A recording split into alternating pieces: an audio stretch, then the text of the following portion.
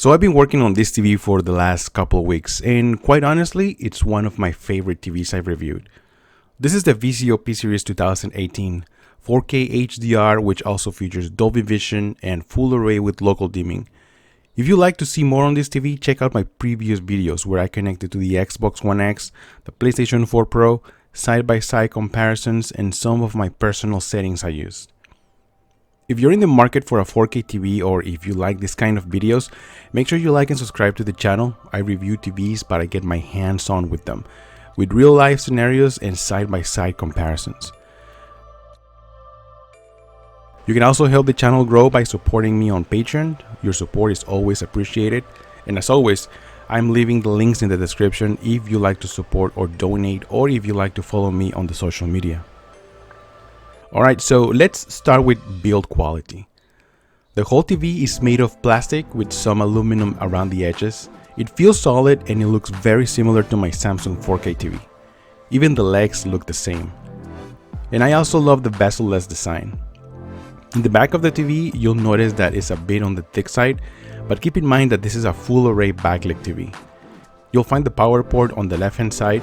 It also has VESA for wall mount, two 10-watt speakers facing back, and the I/O ports on the right hand side. Facing down, you'll see the Ethernet port, cable antenna port, RCA for audio, optical, and 3 HDMI ports, including one with ARC. On the side, you have 2 more HDMI ports, component, and a USB 2.0 option.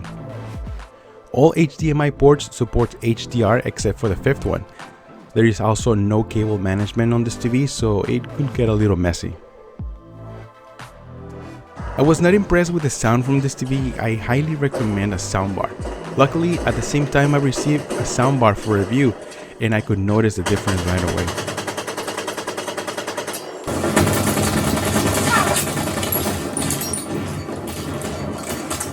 Alright, let's jump into picture quality. Just like the TCL R6 and the Sony X900F, the Vizio P-Series comes with full array backlighting. This means that the backlight LEDs are distributed throughout the area behind the display, and as a result, they can be activated or deactivated in highly specific areas for delivery of what is called local dimming. This local dimming means a much better and darker contrast performance, and as a result, darks stay darker while bright areas are exceptionally bright. Local dimming is one of the most important features for delivering high picture quality specs, and the new P-Series does an amazing job. HDR, or high dynamic range, is another important feature in today's 4K TVs. It enhances realism and color vibrancy of HDR master content. The P-Series comes equipped with ultra color spectrum for great colors and on both HDR and SDR. It also does a great job upscaling non-4K content with Vizio's spatial scale engine. This TV also features Dolby Vision, which works great with Netflix, and also movies through Vudu look beautiful. Now that I have reviewed 3 different full array TVs, the TCL R6 series, the Sony X900F, and the Vizio P-Series, I can tell you that the Vizio is the brightest and has the best black levels. The 55-inch version has 56 dimming zones, but I didn't see any blooming in dark scenes. The contrast was amazing. This TV handles motion very good. It can interpolate 30 frames per second and 60 FPS content up to 120 Hz. It also features black frame insertion to reduce blur. When it comes to gaming, the first thing we look in a TV is input lag. The P-Series has the highest input lag from its competitors, with around 27 milliseconds at 4K 60 with HDR. Games still look good and perform great. You can also lower the resolution to 1080p and 120 Hz for better performance, but that only triggers some issues with my HDMI ports. I did a couple of videos of the problem I encountered and how I resolved it, but in the end I couldn't fully test this feature. The P-Series uses Vizio's SmartCast interface.